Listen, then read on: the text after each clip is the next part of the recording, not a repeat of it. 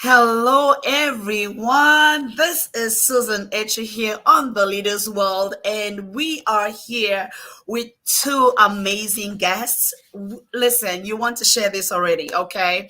Because we are going to be looking at a topic which is very dear to the hearts of leaders around the globe. We are going to be looking at sustainable self improvement and how we can actually pursue those big lofty dreams and still keep the energy without burning out. Today we have with us Michael Pope, and Michael is the CEO of Michael Pope Training LLC, tech and marketing. He's a tech and marketing coach and a leadership trainer. He is a seasoned IT professional turned leadership coach, actually driven by a passion for empowering others. With over 28 years of experience, Michael has transitioned from software development to people development, earning top certifications from John Maxwell and Dr. Joseph McClendon III.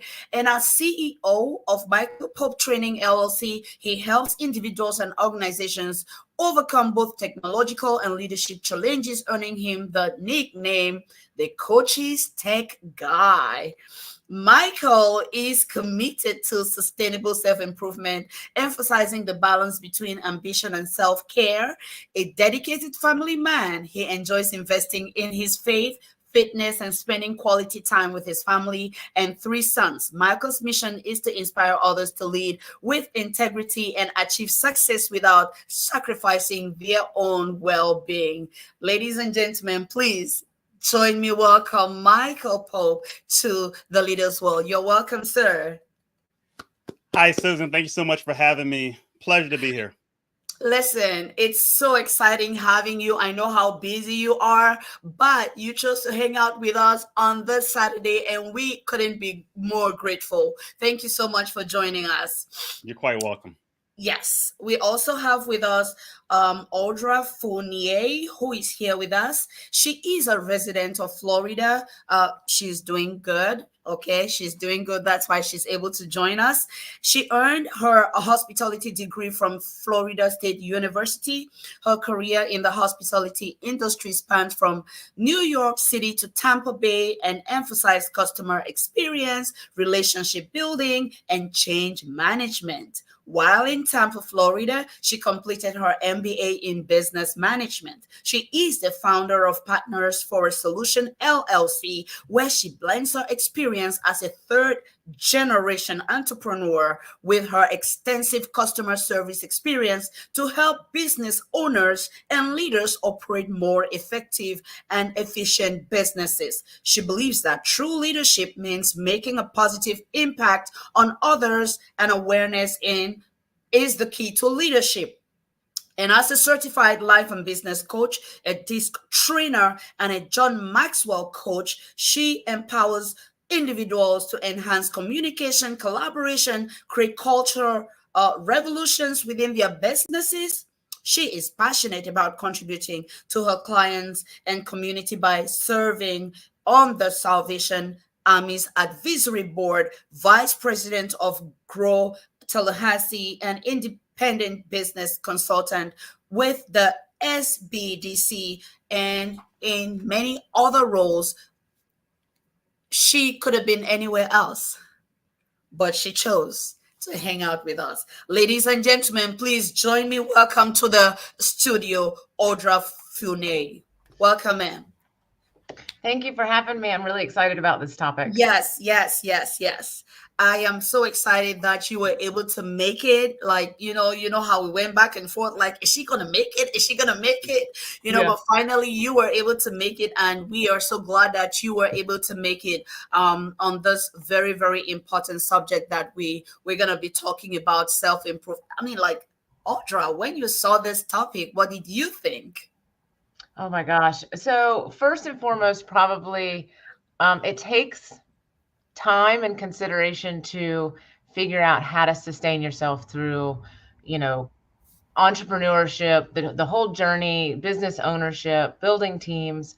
And it really takes a conscious effort to look at what you can do on the daily or weekly to help refill your cup, because you're pushing so far and hard in a forward direction that burnout is, it's not that it's inevitable, but it creeps in the back window and you don't notice it until it's there. So you really have to pay attention to your everyday activities to make sure that, you know, you're able to put everything you can into pursuing your dream, because it literally takes everything you've got. So you think you think we should actually be having this conversation? Oh, wholeheartedly. Every business owner, mom, you know, anybody that's pursuing anything needs to have this conversation. And I think it is a valuable conversation to have. Yes. 100%. Amazing. Amazing. Thank you so much for that input already. We are coming to you, Michael. What do you think? Should we be having this conversation? Absolutely. Like Audra said, right? This is such an important topic, right? You think about like any airline you fly on, the first thing they say, hey, in case of emergency, put the oxygen mask on yourself first, and then you can take care of others. And that's so important. And a lot of times as entrepreneurs, we forget about taking care of ourselves. And it's so important to continue to grow ourselves, to work on ourselves, whether it's rest, you know, whether it's, you know, personal development, whatever it is, before we're able to fully be able to take care of other people. Audra, you talked about the fact that it takes a lot of time and consideration to be able to arrive at that place where you know exactly what you need. I mean, if we should cut the chase and go right there, how do you recommend balancing, you know, between ambition and this fast-paced world where we are, and the desire to, you know, do big things and conquer the world? Yeah. So, and for everybody, it's different. Right? It's a very personal thing. What refills your cup? What brings, you know, gives you the ambition or the ammunition as well to keep going and keep challenging yourself and putting yourself outside of your comfort zone. It's a very personal thing. For some people, it's journaling. So for some people, it's meditation. For some people, it's fitness. And for some people, they don't know. So you got to kind of go through the roster of things and try out different things until you find that combination of activities or lack of activity that gives you the fuel to continue to challenge yourself on a daily basis to push towards a dream. Because a dream is something that obviously you haven't attained yet. So you're having to constantly challenge yourself and be outside your comfort zone, but you're going to need some sort of basis, because that's exhausting, right? To our minds, to our bodies, and exploring the different opportunities out there can help you find that mix of activities or lack of activities that help you refuel so that you can keep pushing forward. Right. You know, Michael, thinking about this, I'm just like, Audra mentioned about the fact that it takes a lot of time and consideration, and sometimes, what would be those signs? The signs that, hey, you're getting to that point where you need to just stop and actually consider. Are there any signs that could easily be overlooked, and because they are often overlooked, they become real issues and cause for concern in the life of the leader and the business person? Absolutely. So one big sign is if you get to a point where you're just not getting things done that you said you were going to do, right? Like we all have huge to-do lists, but if it gets to a point where you're constantly, every single week, you're looking back at your week and you're realizing, man, I didn't do this, I didn't do that, I didn't do that, and you're not really making progress, then you're probably in a situation where you've got too much on your plate and you're not focusing on your top priorities. So for me, that's a big sign. And it lets me know that it's okay to reach out for help. And I tell all my clients that on a regular basis is right. There's some things that you're not supposed to do. Like you're supposed to stay in your own lane and let someone else fill your gaps for you. Right. Audra, what are some signs that you've noticed maybe with yourself or with the clients that you work with? What are some of those signs of burnout that you've been able to identify, which our audiences should know about? Yeah, Michael hit it, on the head. If you're procrastinating on particular things, or it seems like you're just going around in circles but not actually accomplishing much, or if you're self-sabotaging or checking out. So self-sabotage sometimes comes in the form of you're doing things that are not goal-oriented, they're outside of the realm, or you're putting roadblocks in your own way, making it more difficult for you to accomplish the tasks that you want to. Sometimes we do that when we're pushing ourselves so far that we can't actually see ourselves achieving the goal, right? We can't outgrow our limiting beliefs. And so if you're running up against a significant roadblock and you're creating problems for yourself, then that's probably an indication that you're kind of burnout or self-sabotaging. Or, our stress manifests in illness. So if you find yourself, getting sick or have stomach problems or backaches, it manifests in a physical form inside your body. And so that may be that you're not giving yourself time enough to set aside to keep yourself healthy. That can also be an indication. It's amazing how quickly you get sick when you're, hitting that wall of burnout. And then you're down for days because your body's like, no, we're not doing this anymore. You have not paid enough attention here. So we're going to force you to. So. Yes, your body will stop you for sure. Yeah, we're going to stop you. Yeah. Well, ladies and all of the above. Well, ladies and gentlemen, listen. This is so good already. Let us know you are in. You let us know where you're joining us. I know we have our LinkedIn audience, YouTube audience, and Facebook audience. Let us know where you're joining us, and please put in the chat. This is so good. All right, that's easy. Put in the chat. This is so good. We know that you're here with us, and please, if you have any questions or contributions, you can put those in the chat as well. Put it. Let's go. Let Michael and Audra know that you're here. This is so good. Put it in the chat and share this. All right, share this with your friends. Share it, and we'll be right back. For your corporate and personal needs, Leaders World Institute, changing lives, one leader at a time.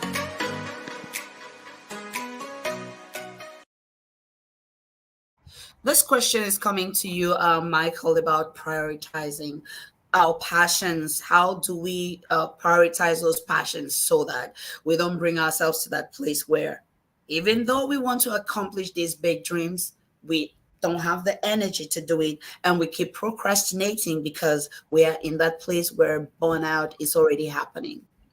Yeah, so I love studying content from James Clear. He's the author of Atomic Habits. And so one of the things that James says is that we don't rise to the level of our goals, we fall to the level of our systems.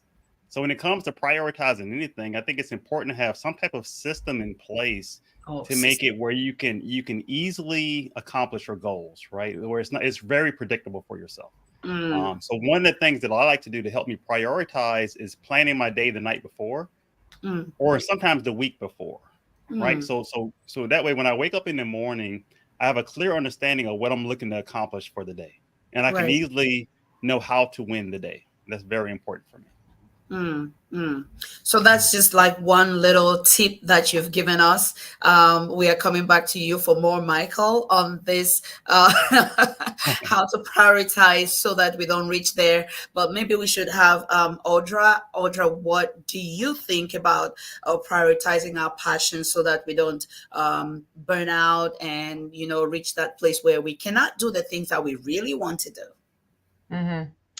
As a self-diagnosed ADHD individual, it has taken me a while to figure out how to prioritize tasks because I have a tendency to lose focus, or shiny object syndrome, where I'm like, oh, this sounds like a really great idea.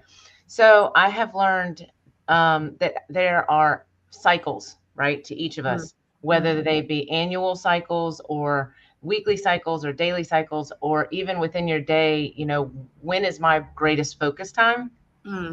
When is the time that I like to prefer to be social, because it doesn't take a lot of really focused thought, and that's just kind of a natural tendency for me. I'm an extrovert.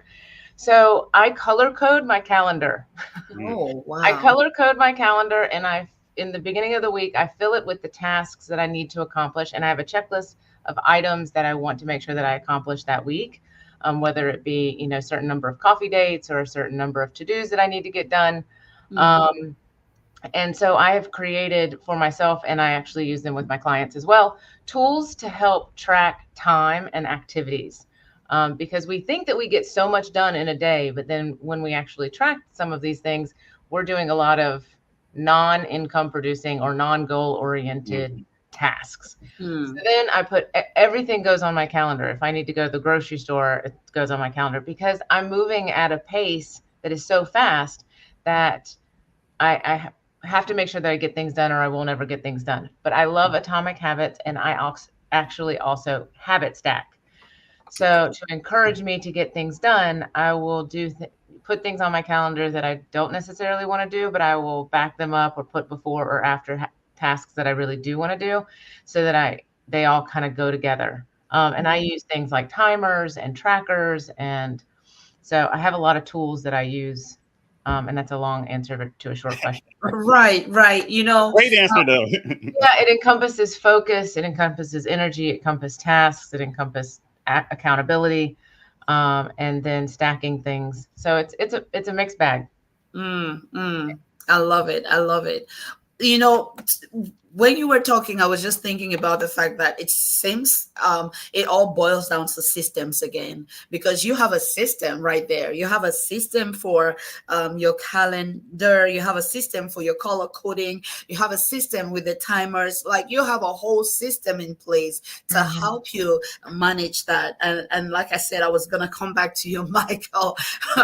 we are talking about systems, and it's like we need to delve more into these systems and how systems could really be key to a very, very productive life without having to burn out every so often. What would you add to what we've been talking already?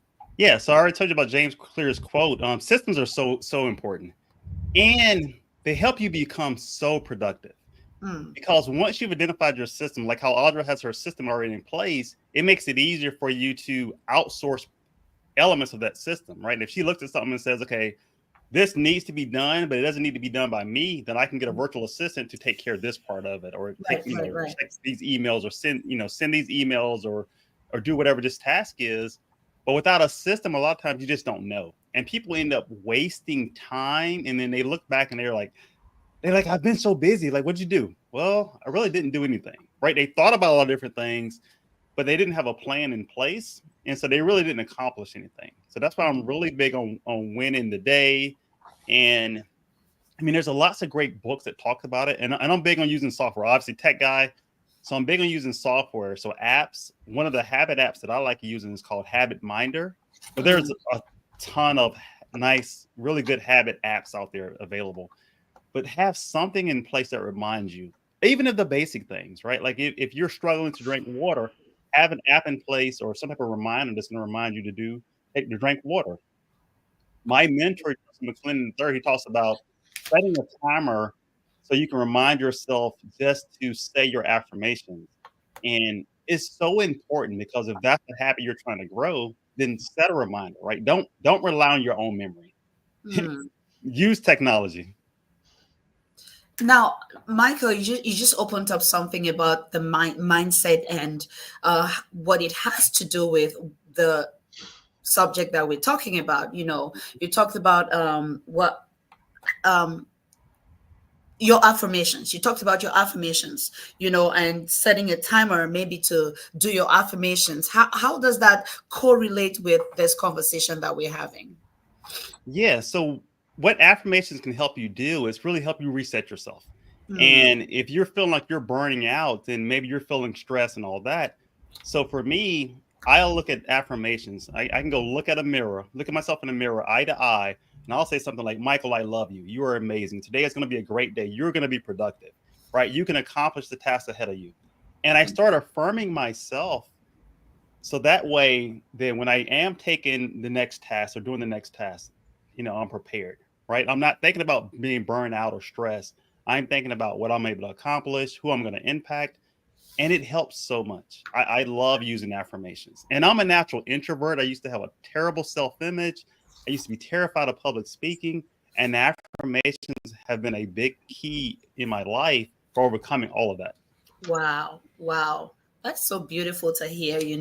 Listening to you, we wouldn't think that there was a time you didn't want to do this, That's so beautiful to hear, and we are so glad to be part of your journey of growth. And thank you for sharing You're those welcome. experiences with us as well. Audra, what would you what feedback would you give to somebody that feels overwhelmed right now and they actually feel stuck or maybe burnt out?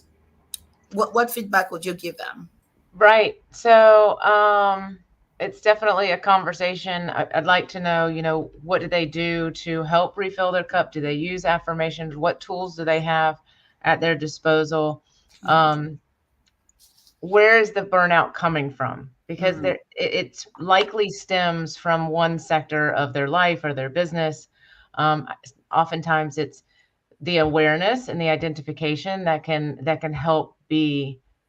What is the quote that if you can define the problem, you're halfway to the solution?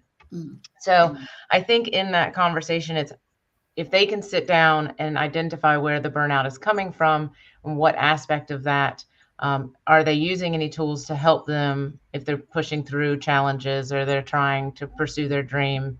Because it can be an inside thing and it can be an external thing, right? Okay. If we're pushing so hard in a direction to achieve a goal, and like we said earlier, you can't outperform your belief system, then maybe that's where we need to work. Maybe you're not doing affirmations, or your affirmations aren't necessarily geared in the right direction. So maybe just slight changes in your everyday, activities can help alleviate some of that. Or maybe, passion for pursuing a goal can push through a lot. And maybe the passion is waning. So we need to revitalize the desire there to help you get to the next level. Love that. Yeah, that's what I would say. And And how can go ahead, Can I add something to what Michael. Audra said? So, like, she got me thinking about environment, right? Your environment. John Maxwell says in the law of environment that growth thrives in a growth environment, but also burnout thrives in a toxic environment. So you may just need to reevaluate your environment. Like who are the people that are really that you're spending time with and that are influencing you? Because if they're toxic, negative, they're always talking about their problems, then you may need to separate yourselves from them. So that way you can just stay around positive people that are going to help you with setting your goals and achieving your goals. Because I love being around people who are talking about winning and making money. They're achieving goals. They're just doing positive things in the world. Those are the type of people I love hanging around. You know what? Agreed. Because Michael said that. Now you have something I want you to do. Can you please put in the comments, put win, just put the word win or winning. Yeah. Please do that in the comments for me, please. Winning, winning, winning, winning. I love positive words. I love affirmations. Please put winning in the comments for me, please, because I think right now we are already winning. My question I was about to ask Audra was, how can we actually revitalize passion? Because you said sometimes it's just the passion that's waning. So how can somebody revitalize passion? Maybe a business person, the leader of an organization, and they realize that the passion is waning. What would be your feedback to that situation? That is certainly a conversation that one must have with their self. I mean, if you're any fan of Simon Sinek and you follow the 7 levels of why, the purpose behind that is passion has to be tied to something deeply personal, right? So if you're pursuing a dream of, making $1 million or whatever, oftentimes it goes deeper than financial security. It goes deeper than providing for your family. And anchoring back down, and I say down because it's like in your soul, anchoring back down to that why helps you when it comes to facing all of the challenges and outside of the comfort zones and the naysayers and the banks that want to deny you because you have this dream, because it's longer lasting than this moment. It is an impact or a legacy. It is something that you want to do for yourself or for the world or for your community. And that gets you through today sucked. So the reason that he uses 7 layers is because we often stop at this surface level that is not gritty. It's not soul searching enough. And we need to figure out what that is, because I've had to anchor down to my why in some areas starting businesses and things like that, that you're like, today sucked. I did not win today. But you know what? I got through today, and there's going to be another tomorrow, and I can win tomorrow. So that's what I would suggest. Audra, do you want to tell us a little bit more about the 7 layers, please? Sure. It's very, his concept is very simple, which is, first you have to say, this is what my goal is. And then the second layer is, why is that your goal? And then the 5 layers after that is, why is this important to you? And it can go, because I want to change the world. Well, why do you want to change the world? And you end up with something that was probably some experience very early on in your life, or something that really impacted you, that your soul or your mind or your limit, your belief system or your subconscious anchored to that thing. Yes. As I can make impact so that this doesn't ever happen to somebody else, or somebody else doesn't have to feel this way or experience this type of thing. Right. And so you are basically working for the greater good of mankind, kind of thing. Right. And it's important to, like, why am I here on this earth? Right. Does that help you find your purpose in life? Sometimes. Yeah. I really do love the 7 levels of why, because that's something that I use at the Excelling Ladies Bootcamp, which is a bootcamp, 6-week course for female leaders and entrepreneurs. And usually when we begin with assignments that have to do with the 7 levels of why. And it's interesting how deep those questions can really go. Just asking another why and another why and another why. And then you discover that by the time you're at the 7th response to your own whys, maybe your first answer doesn't even relate to the final answer. And you or the other person are just in tears. Yes. Because it's so impactful for you. Yes. It's always been very, very impactful. And, I love how the ladies are able to, identify those barriers and stuff that have been keeping them bound for a very long time, constituting limiting beliefs and just keeping them stuck, with not being able to move forward. I really love those. My question to you, Michael, is how can people actually identify their own limitations? How can individuals identify their own limitations and their own limits? Yeah, I think great question. So how can individuals identify their own limiting beliefs? Really is, I think, if you take time and really write down the reasons why. So we all have a list of things we know we should be doing. And I think if you slow down and say, okay, I know I should have done XYZ, right? I know I should have made that phone call.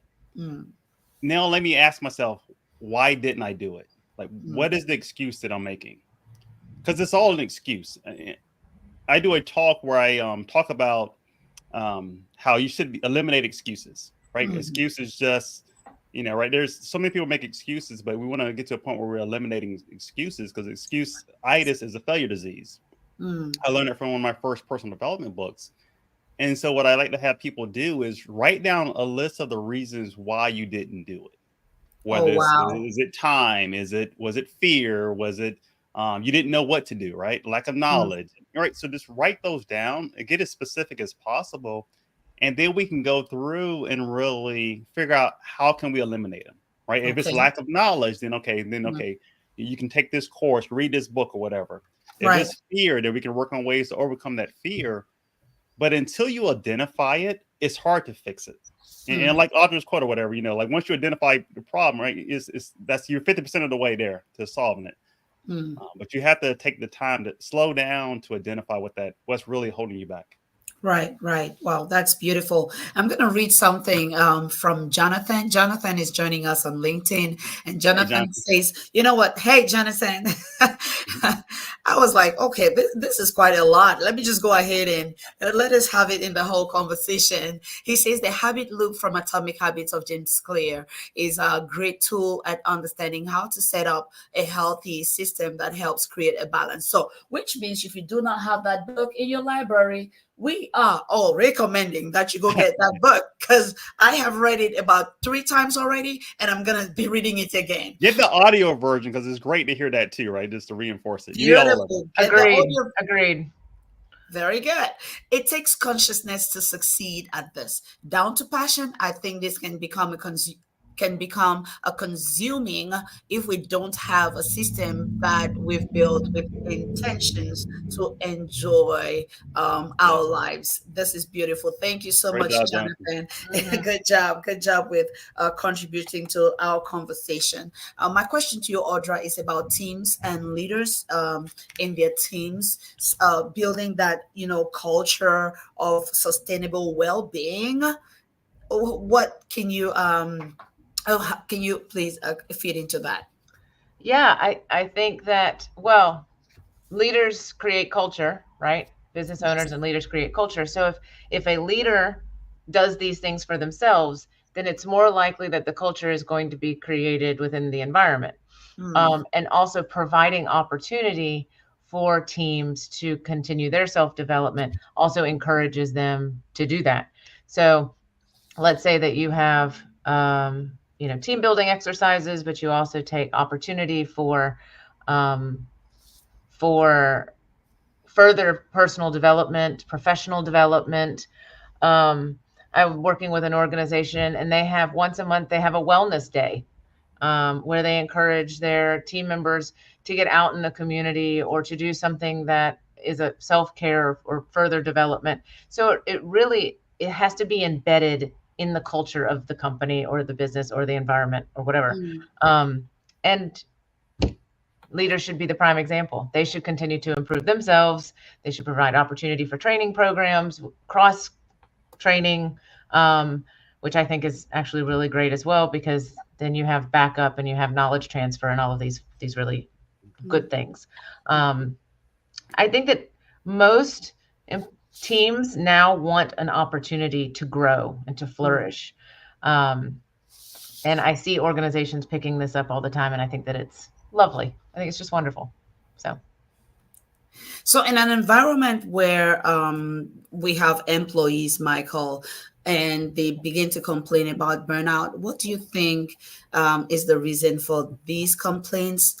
In your research, have you been able to find any information about, like, what are some of the top reasons for burnout in the lives of employees? Yeah, so a lot of time what I found out is, as far as one of the main reasons of burnout in a corporate situation is a lot of times is people feeling overworked and underappreciated. Oh, right? So a lot of times employees, they may be getting bombarded with work and not feeling like they're able to voice their opinion to even complain about it. Maybe because of fear of, well, if I complain that I'm getting too much work, then they're going to replace me, or, they're just going to give my work to somebody else and they don't need me anymore, type of thing, right? So that fear holds people back. But I think when you can create a culture where your employees know that you value their personal growth. So obviously you want them to do their work, but if you also, hey, I want to help you improve as a person, or this, have things in place where we encourage you to learn on your own time, or learn on company time, right? Take classes on company time, where you can exercise or access resources that really help you with your mental wellness if you're feeling stuck. I think it's important to have those in place for people, and to let them know, hey, if you need to take an hour to go to a doctor's appointment, or take an hour to take this course on company time, it is okay, because we care more about you than the actual work itself. And we care more about you. Yeah. And most companies that understand that philosophy, they know that when the employee feels really good, if they're able to show up to work as their whole self with no baggage, they're way more productive. I know I always was way more productive when I was able to show up, fully rested and being able to focus on work. You're just so much more productive, because hey, the company believes in me, they care for me, type of thing. Right. Audra, I was also thinking about how sometimes individuals push themselves because they're afraid to fail. I don't know if that's something you've experienced as a leader or you've witnessed with your clients, just that fear of failure that makes us to push ourselves beyond what we currently have the physical capacity to do. And do you want to just speak into that? Sure. I mean, equal to fear of failure is oftentimes fear of success as well. So, we live in this dichotomy of the two. But we can be, and how do I best answer this? So as kids, oftentimes, especially those that have been participating in sports, they're very performance driven, right? So if they're not performing and they're not succeeding, then their internal value system is off. And so then in turn, our is that fear of failure, because then their internal value system says we're not valuable if we're not performing at our highest and best. And so then we push because we always need to be performing and adding value and succeeding, when in reality we all know cognitively now as coaches and being aware that failure is really the only way to learn. That the learning to embrace the failure, to figure out what the lesson is so that we can do it better, is part of the succession process, right? It's part of succeeding. You have to figure out what doesn't work so that you don't do that, and you process of elimination this to find the best route. But we're taught that failure is bad. I read a book. So Sarah Blakely, the founder of Spanx, wrote a book called Spanx, and she talked about how her dad at their dinner table, they would always have to bring a failure of the day. They didn't bring their successes to the dinner table at night and talk about those. They talked about their failures. So what that did is that changed the system in her brain to seek out failure, understanding that in truth, it was the learning opportunity to do something better. And so then that eliminated that whole problem, right? She's trial and tribulation to get through. She knew that was going to be part of the process. And I think that that's something that we can encourage in our teams and in our children, that failure is part of process. And then that fear kind of solves itself. While you were talking, I was thinking, Audra, about, how do we balance between the need to want to, make a difference in our communities and attaching who we are to what we do. How do we make that balance? How do we find that balance between, the desire to make a difference, the passion to make a difference, the passion to change the world, and attaching our self-identity, our worth with what we do? Commonly when we meet people, hello, hi, I am Susan. I am a coach. Okay, it's like I need to tell you that I'm a coach, because if I don't tell you that, I haven't told you who I am. I don't know if you get where I'm going to with this question. Yeah, I definitely understand where you're going. How do we find a healthy balance in ourselves when we live in a society where it's a good thing to make a difference, but then it's like our human existence is tied to what we do and what we are capable of doing, and to some extent people respect us for what we are capable of doing. Right. And it is, I don't know if it's uniquely the United States, because there are other areas of the world where you don't ask somebody the first thing, like, what do you do? When it comes to following passion and making a difference, I think we take so much ownership in our impact, and we have so much pride and excitement in what we do and our passion in what we do, that it becomes a part of who we are, right?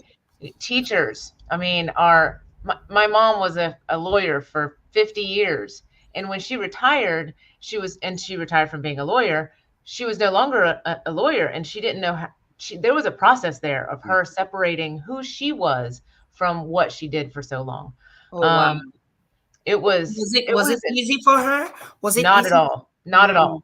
She was like, how am I? Who am I now? Like, all of her friend groups, everything she had invested 50 years in this part of her life. And so it was, I mean, it was like a death of part of her identity, right? Wow. So I think it's both wonderful and not necessarily healthy, but that we do that we self-identify with what we do and our impact that we make. I think that's it takes ownership, right? It allows us to own our impact. Right. The other side of that is that that's not the only thing that we do. You know, I also, you know, grew up on a cattle ranch, and I love to read, and I scuba dive. Like there's all this other things that I do in my world that don't start with coach. Yes. So I think part of that the sustainability of self-improvement there and avoiding burnout is to understand that we can have separate parts of ourselves, and we can show up as whichever version of that we want to in any given moment. Yes. And that it's our choice, and that we try to find harmony in all of that. Right. And I am kind, and I'm just a loving person. I'm just a human, and and a friend, and a mom, and a sister, friend, and a mom. Michael, you know, what do you think? Yeah. Would you like to speak into that? Yeah. So I like to look at it from the standpoint of, you know, what do you want to be known for? Oh. And I think if you try to lead with that, and you're typically leading with your values, you know, so like one of the things one of the powerful lessons my grandpa Joe taught me was, you know, he said, Michael, you need to make serving others part of who you are. Wow. Right. And that's a lesson that he implanted in me.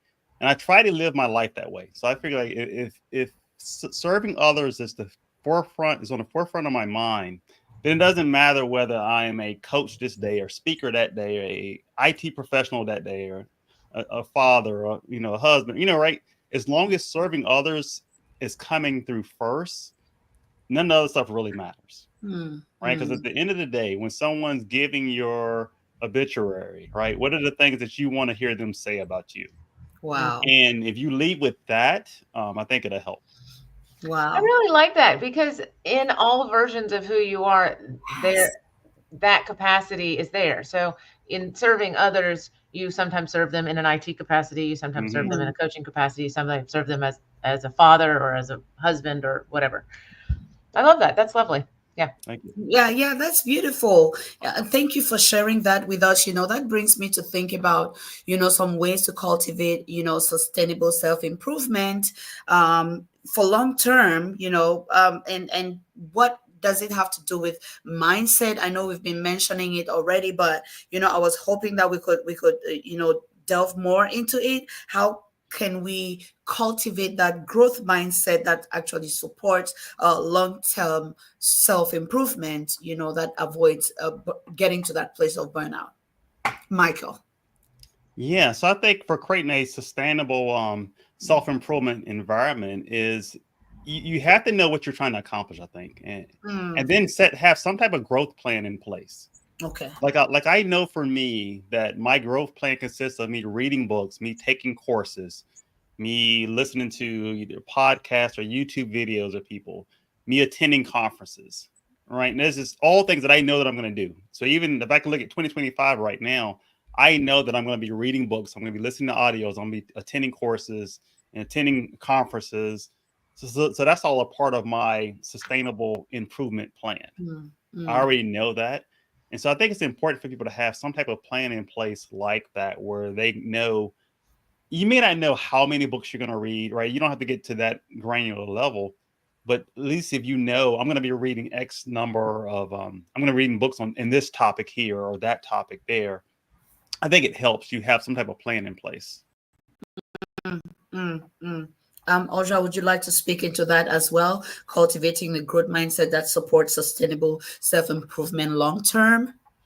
Yeah, I'm much on the same page. I invest a lot of time and energy in my own personal development, both because I want to be a product of my own environment, and because it's absolutely necessary to just continue to grow and learn. I will always be a learner. A lifelong learner. There's always something new to learn, whether it's through travel and culture and understanding other environments, or through learning and understanding my own mind, or honing my craft, becoming a better speaker. All of these things are things that I know will lead to a happy life, but also a better steward of what I do. And there's, physical things. So there's lots and lots of things that I think that we can do. Try not to overwhelm yourself. Yes. One of the leaders that I really enjoyed, Paul Martinelli, always talks about being the pointy end of the spear, right? I'm not going to be able to do it all next year. So I need to kind of understand what is going to help me the most in the next 12 months. So that I'm feeding back into myself, and I'm gaining talent and skills so I can feed into my clients and to my community and all of those things. But it can be overwhelming because I want to know and learn everything right now, but that's not reasonable. So being reasonable about, what you want to take on. And I want to learn things like how to meditate more comfortably. I want to go learn more skills in the scuba diving sector. So it doesn't all have to do with mindset, but I know that I'm feeding into myself in a host of different ways. And so I go through that exercise with my client too. What are the things that you want to learn in the next 12 months? I'm also a big fan of the 12-week year. Yes. So because a year, 12 months feels like a really long time, and I will procrastinate, and often clients will procrastinate until the end. But if you think, okay, what can I do in Q1 that can, and let's break it down into a couple of smaller goals. I think these 5 books would be great because they're going to lead you into the next quarter, maybe these small skill sets, so that accountability becomes easier. So I do that too. Wow. All kinds of tools and systems, right, Michael? Yep. I'm about to come to you, Michael, to talk about leveraging technology, but I wanted to talk to our friends out there. Please put in the comments what strategies have you been using that are actually working for you. What strategies have you been reading? What have you been using, and what books have you been reading that have been working for you as far as handling sustainable self-improvement? What books have you been reading? What strategies have you been implementing, and how are they working for you? Put that in the comments, please. And I'm coming to you, Michael. You are the coach's tech guy, and how does technology, how does it play in this whole conversation? Yeah, so technology can make things easier for you, right? So if you have let's say you have some project management system in place where you're tracking your tasks, then if you want to put your self-improvement plan as part in that project management system, then you can track your progress, right? You can say, hey, next week I'm gonna be reading these books or attending these courses, but you can have it all documented out for yourself, and it is help. So one of the things one of my mentors taught me is the importance of taking time and celebrating what we've done. And a lot of people, they get to the end of the year and they look back and they say, man, I didn't accomplish, and they list a huge list of things they didn't accomplish. Versus being able to say, I accomplished this, I accomplished this, I accomplished that, and patting themselves on the back on a regular basis. So I'm all about celebrating. I do a lot of coaching calls, and when we get on those calls, I get people to say, hey, what was your win this past week? And just hearing them say their wins, because I want to get them used to talking about, to celebrating. And that's not really a technology thing. However, I think if you do have like an app in place where you can start tracking those little wins, you'll be surprised by the end of the year how many times you actually won. It's amazing. And so I'll just share one quick thing. So my middle child right now is learning how to drive. And so whenever we go out driving, once we finish, we park the car, and I always ask him, hey, what did you do well? And I'll get him to go back and list some of the things that he did really well. And then, of course, we'll say, okay, what are some opportunities for improvement for next time? And we'll go through that list. But I want them to start owning their wins. Yes. I like that. I love it. So listen, guys, I don't know, Audra and Michael, they've been throwing gems all over the place, right? They've been throwing treasure, so much value just in 1 hour, so much value. listen, you can go to Leaders World Institute and you can watch past shows. This is going to be on our Facebook platforms, on our YouTube platforms, and on our LinkedIn platforms. And thank you, Michael, for showing me how to get our guests to also live stream the Yeah.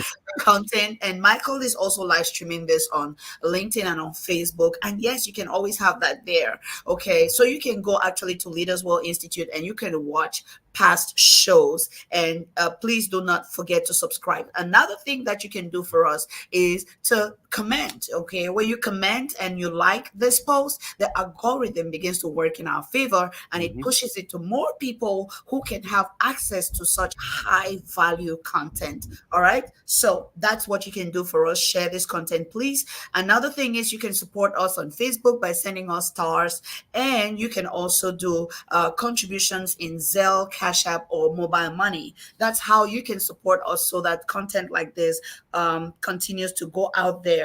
I was thinking about the power of celebrating wins. Audra, do you want to speak more into that? Absolutely. It is, we forget, honestly, we forget to celebrate the challenges, and we're constantly challenging ourselves. And so we just skip right over that accomplishment and push to the next challenge. When the thing that can refill you the most is to understand and to appreciate the fact that you have just done all of that work, right? Celebrating other people. And we feel like we need to be humble sometimes.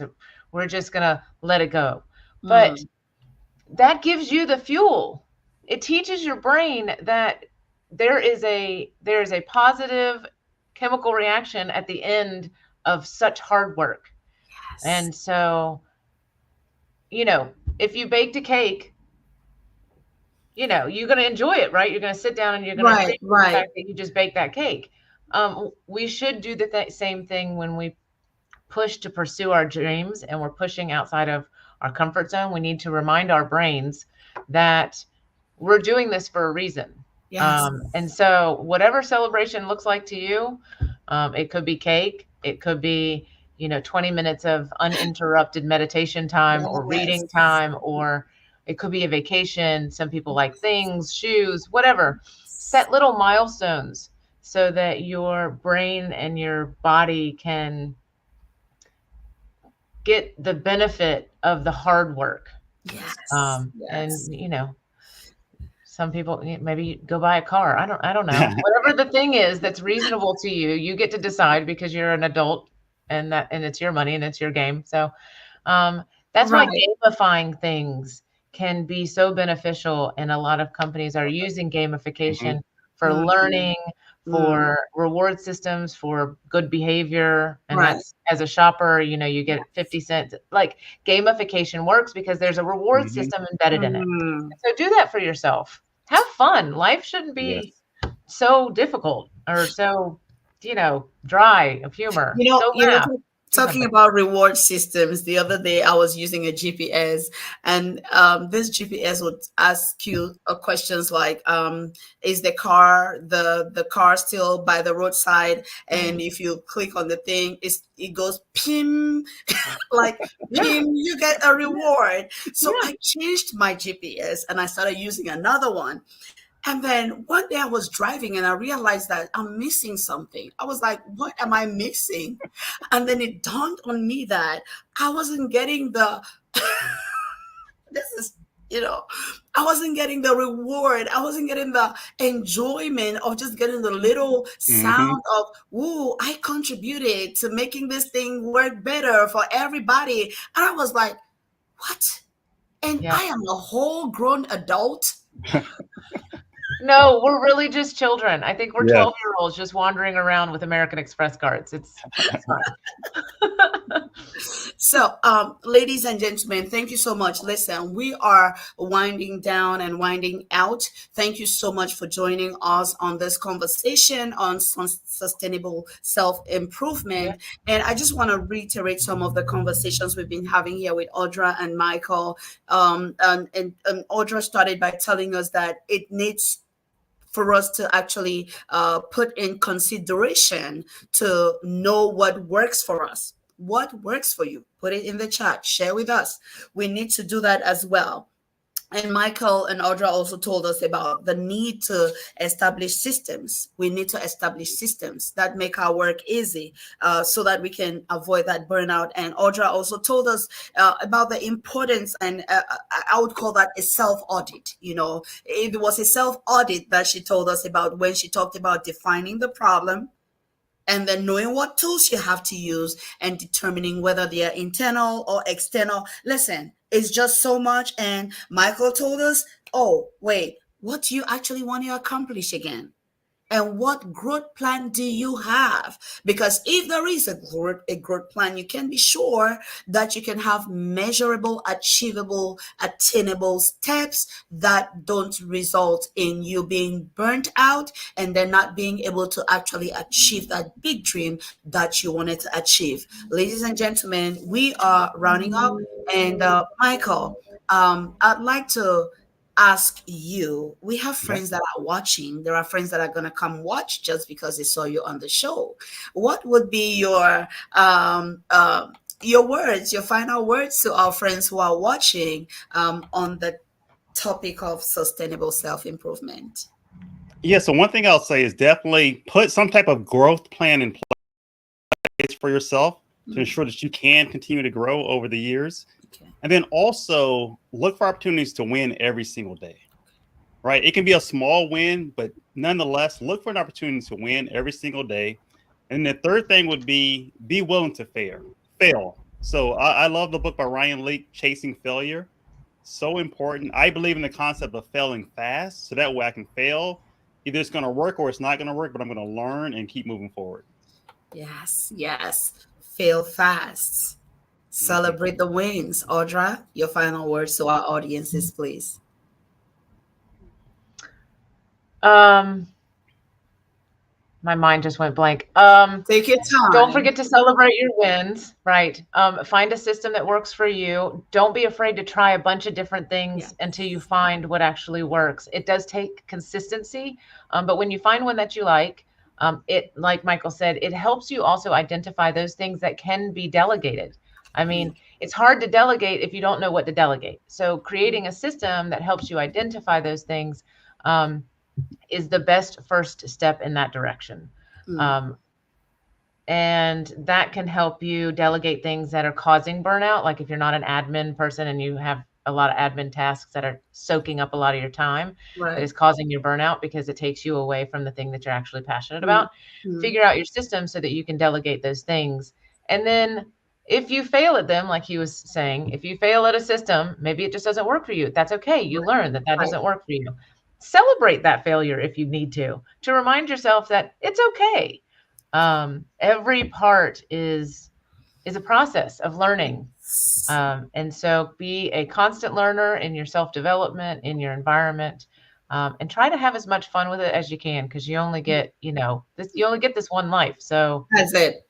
If you need to take a vacation, the world's not going to fall apart unless, if you are a brain surgeon, then try not to miss those. But everything else, you're not, it's not rocket science. Take a couple of days, recenter, and then get back to it. Ladies and gentlemen, we are rooting for you. We believe in you. We believe in your dreams. And you have the permission to go fail and go fail fast. It's okay to reinvent yourself. It's okay to pivot. It's okay to go back to the drawing board, but make sure you are taking good care of yourself, because you want to make sure you follow the pilot's directives to put your own mask first. Yes. And we'll see you next time. Thank you so much for joining us today. Have a great day, everybody. Thank you so much, Audra and Michael. For your corporate and personal needs. Leaders World Institute. Changing lives, one leader